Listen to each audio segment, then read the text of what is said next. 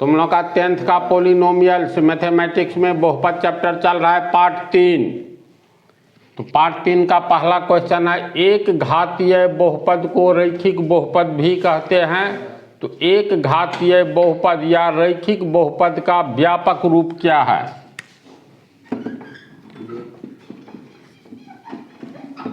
तो रैखिक बहुपद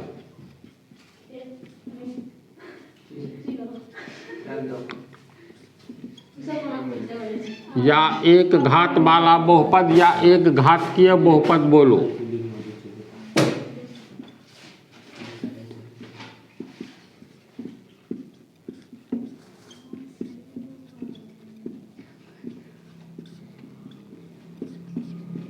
इसका व्यापक रूप होता है ax प्लस बी या c को हो, कुछ भी लिख सकते हैं। तो चलो ax प्लस सी, इतना ही। यहाँ पर a और c, यहाँ पर a का मान शून्य नहीं होना चाहिए। जहाँ a is not equal to शून्य, यानी a बराबर नहीं है शून्य के, तथा a एवं c वास्तविक संख्या है, रियल नंबर। इतनी बात बोलेंगे, संख्या नहीं, संख्याएं दो ठो है ना, तो एक ठो के लिए एक वचन संख्या, दो है तो संख्याएं हैं, हिंदी भी सही लिख। इतनी बात लिखेंगे, यानी ax प्लस सी रैखिक बहुपद या एक घातीय बहुपद का व्यापक रूप है, मात्र इतना ही, ax प्लस सी, जहाँ पर a का मान शून्य नहीं होना चाहिए और a एवं c वास्तविक संख्या है। तो a का मान अगर शून्य होगा तो क्या होगा?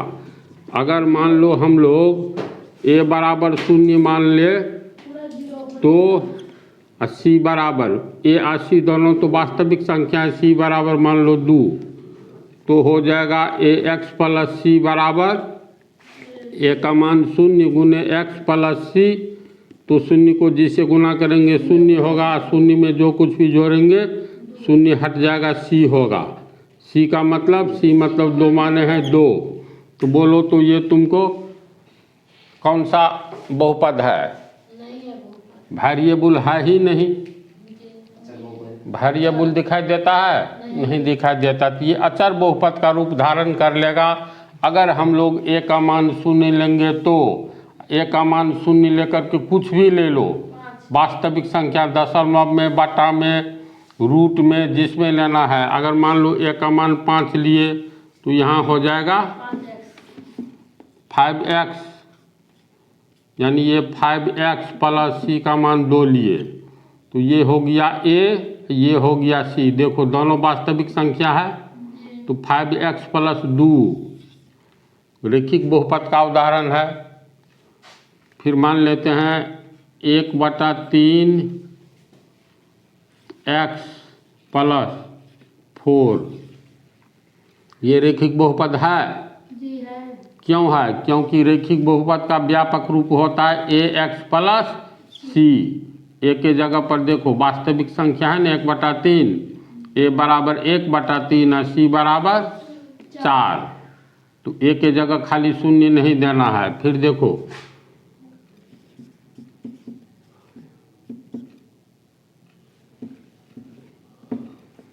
-6, बोलो ये रैखिक बहुपद है?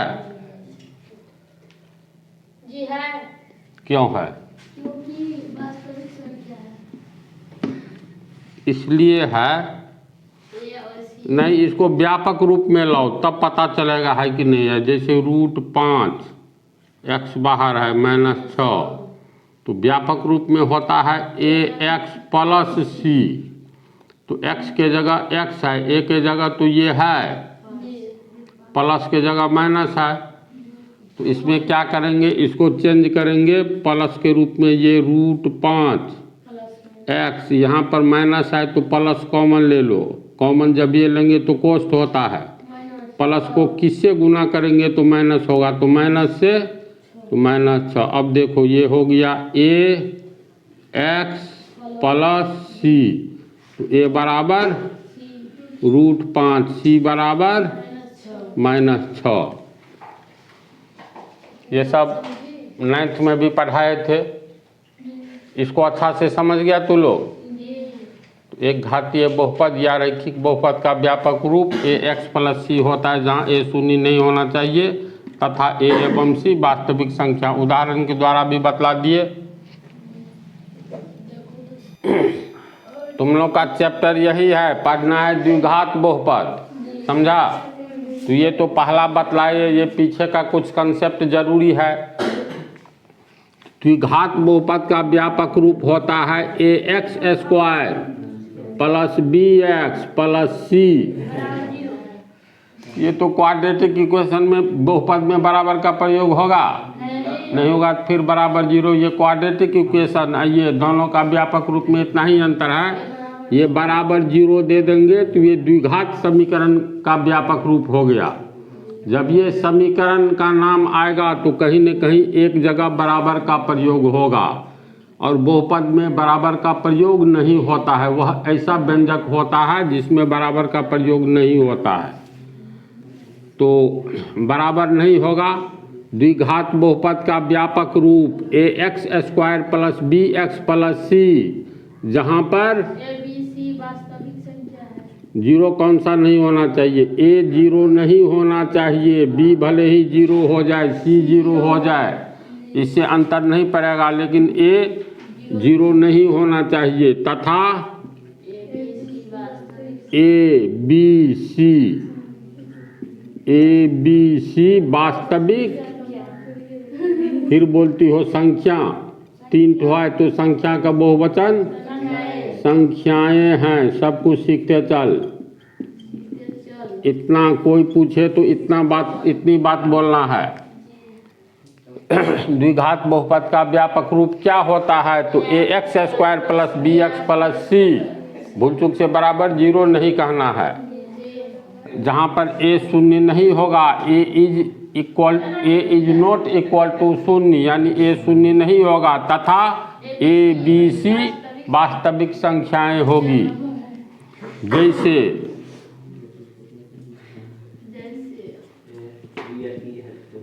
3x² + 4x + 5, बोलो द्विघात बहुपद है? कैसे समझेंगे? तो द्विघात बहुपद वही बहुपद होगा जो ax² + bx + c के रूप में पाया जाएगा। तो क्या ये ax² + bx + c के रूप में है? तो है। कैसे है? तो देखो, व्यापक रूप के अनुसार ax² + bx + c, x² के पहले a है, x² के पहले 3 है। a क्या है? वास्तविक संख्या, शून्य नहीं होना चाहिए, तो ये शून्य नहीं है, तो a के जगह 3 है, यानी यहाँ हो गया a के जगह 3, x² की जगह x² प्लस के जगह प्लस। देखो सब कुछ मिलना चाहिए।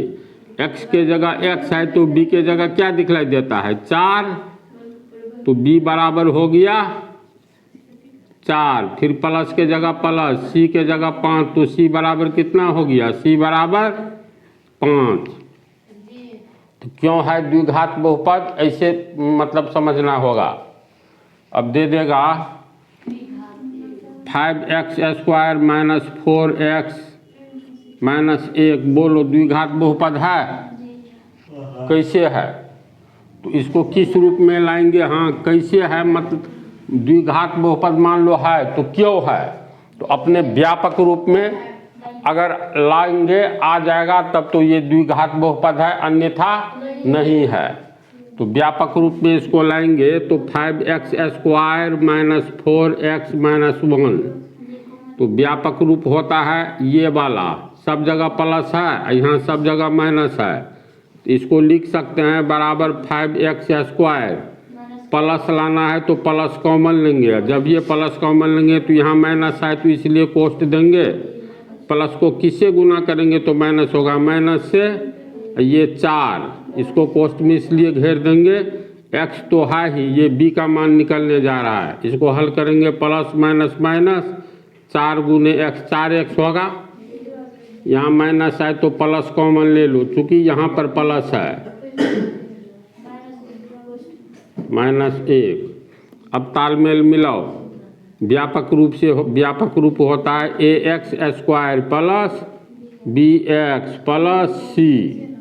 देखो एक्स स्क्वायर की जगह एक्स स्क्वायर है, ए के जगह 5 दिखाई देता है ना, तो यहाँ ए बराबर 5, प्लस के जगह प्लस, एक्स के जगह एक्स, तो बी के जगह देखो क्या दिखाई देता है, ध्यान दो, बी के जगह -4 है तो बी बराबर -4, प्लस के जगह प्लस, सी के जगह क्या दिखाई देता है, -1, प्लस के जगह प्लस है तो सी के स्थान पर ही पूरा है ना, तो सी बराबर -1, अर्थात यह यानी ये जो है a x square plus b x plus c के रूप में है, इसलिए यह द्विघात बहुपद है।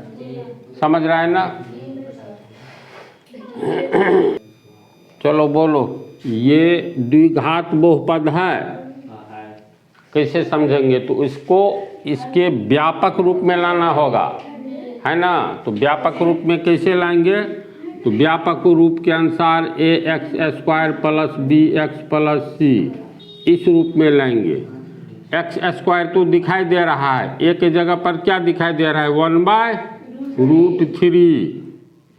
ऑब्जेक्टिव में ऐसा ही पूछेगा, सीधा दे देगा तो सीधा तो बुर्बको बना लेगा, इसीलिए इसमें तू लोग देखते जाओ। ए एक्स स्क्वायर तो ए एक्स स्क्वायर ये ए के जगह कितना आ गया,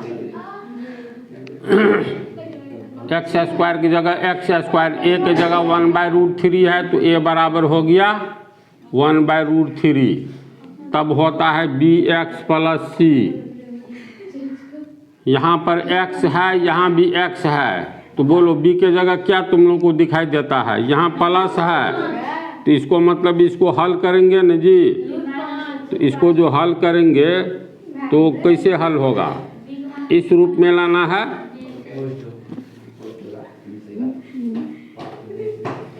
इसको हम लोग लिखेंगे 1/√3, एक्स स्क्वायर की जगह एक्स स्क्वायर है, तब प्लस है तो प्लस लिखो, लेकिन एक्स के पहले बी है, प्लस लाए हैं तो यहाँ माइनस कैसे आएगा, कोष्ट, प्लस को माइनस से गुना करेंगे, प्लस माइनस माइनस, और √5 को कोष्ट में ले लो, फिर एक्स, तो देखो ये हो गया तुमको ए एक्स स्क्वायर में ए हो गया 1/√3, तो ए बराबर 1/√3, फिर प्लस बी एक्स प्लस सी, तो यहाँ एक्स के जगह प्लस के जगह प्लस आ गया, एक्स के जगह एक्स आ गया, तो बी के जगह क्या दिखाई देता है, -√5, तो बी बराबर -√5, सी के जगह प्लस के जगह यहाँ अपने मन से प्लस दे दो, और सी के जगह कुछ नहीं तो 0 जोड़ देंगे तो कोई अंतर नहीं पड़ेगा, तो सी के जगह एक को जोड़ सकते हैं ना, 1 जोड़ोगी तब तो अनर्थ हो जाएगा। जैसे 15 है, 15 बराबर 15 जोड़ 1 कभी जोड़ेंगे तो 15 में क्या जोड़ेंगे तो 15 होगा, तो आंसर है 0। इसी तरह इतना में क्या जोड़ेंगे तो इतना ही रहेगा, तो आंसर है +0। 0 जोड़ दो या घटा दो कोई अंतर नहीं पड़ता है। 15 बराबर 15 + 0, 15 में 0 जोड़ेंगे तो 15 होगा, फिर 15 बराबर 15 में से 0 घटाओ तो 15 होगा, लेकिन 1 घटाएंगे तो ये 14 हो जाएगा। क्यों नहीं कोई अंक जोड़ सकते हैं, 0 को छोड़कर पता चल गया ना। तो यहाँ पर सी का मान कितना होगा, सी हो गया +C, प्लस दे दो, सी नहीं दिखाई दे तो 0 जोड़ दो, तो सी बराबर 0।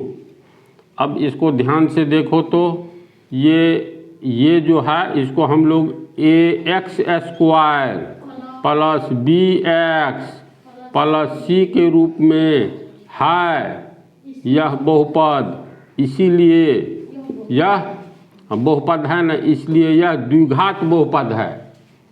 जैसे इतना ही क्वेश्चन रहेगा, क्या यह द्विघात बहुपद है, तो विश्लेषण कैसे करेंगे, पहले इसको लाएंगे ax² + bx + c के रूप में जो यहाँ लाए हैं, और तब ए बी सी का मान लिख लेंगे, तब अंत में दिखलाएंगे यह a x square plus b x plus c के रूप में है, इसीलिए यह द्विघात बहुपद है।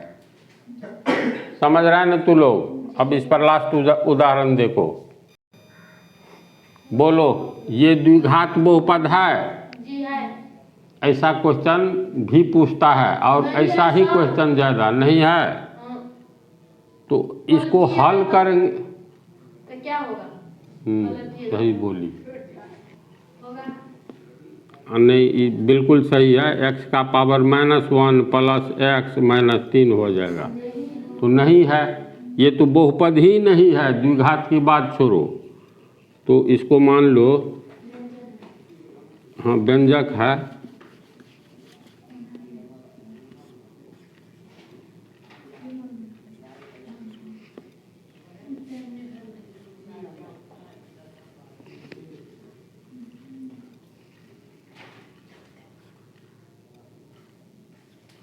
अब बोलो ये द्विघात बहुपद है?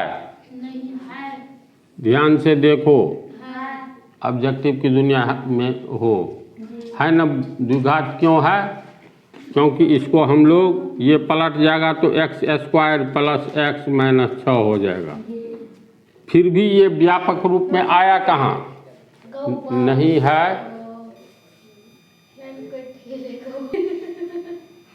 ये द्विघात बहुपद के व्यापक रूप में है, बोलो तो कैसे है व्यापक रूप में?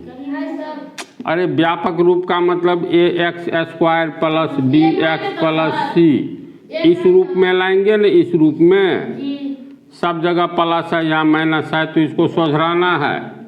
यानी x square plus x plus common ले लो तो -6। अब यहाँ पर लिख करके देखो, इस रूप में आया a x square plus b x plus c के रूप में है। एक्स स्क्वायर की जगह एक्स स्क्वायर है, ए के जगह कुछ नहीं है तो 1 से गुना किया हुआ है। ए के जगह 1 छिपा है, प्लस के जगह प्लस आ गया, एक्स के जगह एक्स आया, बी के जगह क्या है? तो यहाँ भी 1 छुपा है, प्लस के जगह प्लस, सी के जगह -6। यानी यहाँ ए बराबर हो गया 1, बी बराबर हो गया 1 और सी बराबर हो गया -6। यानी यह a x square plus b x plus c के रूप में है, इसीलिए यह द्विघात बहुपद है। तो द्विघात बहुपद का जो व्यापक रूप है, इसके अनुसार ये समझ गई तू लोग? 3 त्रिघात बहुपद का व्यापक रूप लिखे। देखो त्रिघात बहुपद तुम लोग को पढ़ना नहीं है, लेकिन ऑब्जेक्टिव में त्रिघात बहुपद दे देगा, द्विघात बहुपद भी दे देगा। 4 तरह का पूछेगा, निम्नलिखित में से त्रिघात बहुपद कौन सा है? क्या 25 घातीय? त्रिघात 25 घातीय त्रिघातीय बहुपद का व्यापक रूप, चतुर्थ घातीय बहुपद का व्यापक रूप। यहाँ तक सीख जाओगी तो 1 करोड़ घातीय बहुपद का व्यापक रूप तू लोग लिख सकते हो। तो त्रिघात है यानी जिस बहुपद का घात 3 है, तो इसका व्यापक रूप होगा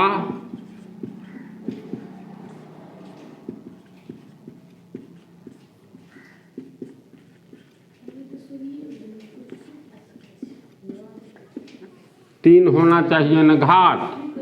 तो शुरू करेंगे, देखो पहला का क्या था? एक घात वाला का ए एक्स प्लस सी, याद करो। दूसरा द्विघात का ए एक्स स्क्वायर प्लस, ए के बाद बी आता है ना ABCD में, हाँ बी पावर घटाते जाओ बी एक्स, अंत में अचर पद, ये संख्या हो गया प्योर वास्तविक संख्या, आगे पीछे वेरिएबल नहीं है। तो ये हुआ द्विघात का। त्रिघात का तो ए रहेगा ही, घात 3 तो x का पावर 3। अब a के बदला b लिखेंगे, x का पावर घटाओ बी एक्स स्क्वायर। अब b के बदला c लिखेंगे, x का पावर फिर घटाओ 1 x का पावर 1 आ गया, अंत में d दे दो। अब ये हो गया अचर पद। तो जिस तरह इन तीनों में फिर देखो, अब ये त्रिघात का हो गया, इसका कैसे लिखना है समझे? जी मान लो चतुर्थ घात का लिखना है तो 4 से शुरू करेंगे पावर, तो ax का पावर 4, a के बाद b, x का पावर 4 है तो कितना करेंगे 3, b के आगे c, a b c d में x का पावर 2, c के आगे d, x का पावर 1, एक आ गया, अब e हो गया अचर पद, 26 तक हो जाएगा तब। यानी 26 घातीय बहुपद का व्यापक रूप, तो सीधे a का पावर 26, b का पावर b, x का पावर 26 से कम 25, b के आगे c, x का पावर 24। इसी तरह लिखते लिखते 27 होगा तब। 27 होगा तो यहाँ कर देना a का पावर 27, ठीक है, a1 कर देना। ई और बढ़ता है तो आई फेल होगा। अब a1 जैसे मान लो 26 ए बी सी डी में ये नहीं ना है, ए सफिक्स 1 ए नहीं ना है। अब 100 घातीय का व्यापक रूप लिखना है तो तू लिखो ना a1 कर दो। अब x का पावर 100 प्लस इधर कुछ नहीं बदलो b, x का पावर 99, इसी तरह c, x का पावर 98। मान लो तू कह रही है जो यहाँ एक देखो यहाँ a डैश हटा दिए, 26 तक हम लोग लिख सकते हैं ना, 26 में अक्षर है z, तो x का पावर पहला में है 100, तो यहाँ कितना जाना चाहिए हिसाब किताब कर लेना, घट करके 98, 97, 96, 95 उल्टा न घटेंगे तो यहाँ कुछ न कुछ आएगा। अब ए से जेड तक का अक्षर खत्म हो गया ना, तो चलो अब फिर शुरू करेंगे प्लस 27वां में a1 दे दो, ठीक है, x का पावर कुछ न कुछ आएगा, ऐसे जोड़ेंगे तो फिर 28वां दे दो, नहीं हाँ ये हुआ। इसके बाद समझ रहे हैं ना, ये जब सुधार लिए ये पावर होगा निकाल लेंगे, ये 27वां अक्षर है, b1 कर दो 28वां अक्षर x का पावर, इसी तरह मान लो फिर 26 यानी 52 पर समाप्त हो जाएगा, तो a1 के बदला a2, b1 के बदला b2, जी समझ के। फिर a3 b3, अनंत घातीय का व्यापक रूप लिख सकते हैं। तो ये तुम लोगों का त्रिघातीय का बहुपद, त्रिघात बहुपद का व्यापक रूप है। इसमें जो भी लिखेंगे तो घात होना चाहिए, यहाँ a का मान 0 होगा तो ये टर्म 0 हो जाएगा, तो ये द्विघातीय हो जाएगा। इसीलिए कहीं भी बहुपद का व्यापक रूप जितना घात तक लिखना हो, पहला a का मान सब में 0 नहीं होना चाहिए, इसके बाद a b c d जो कुछ भी हो सब हो जाएगा वास्तविक संख्या। तो अगर एक लाइन में बोला जाए तेज गति में, सुनो ध्यान से, तेज गति में बोला जाए 5 घात वाला बहुपद का व्यापक रूप लिखें, 5 घातीय या 5 घात वाला, तो सीधे शुरू कैसे करेंगे, ax का पावर 5 प्लस bx का पावर 4, cx का पावर 3, dx का पावर 2 तक आए ex 1 f, यहाँ पर ये अचर पद होगा, इसका मान 0 नहीं होना चाहिए, तथा a b c d e f वास्तविक संख्या होगी। तो मेरे विचार से ये भी अच्छा से तू लोग समझ गया होगा, है ना। अब अगले पार्ट में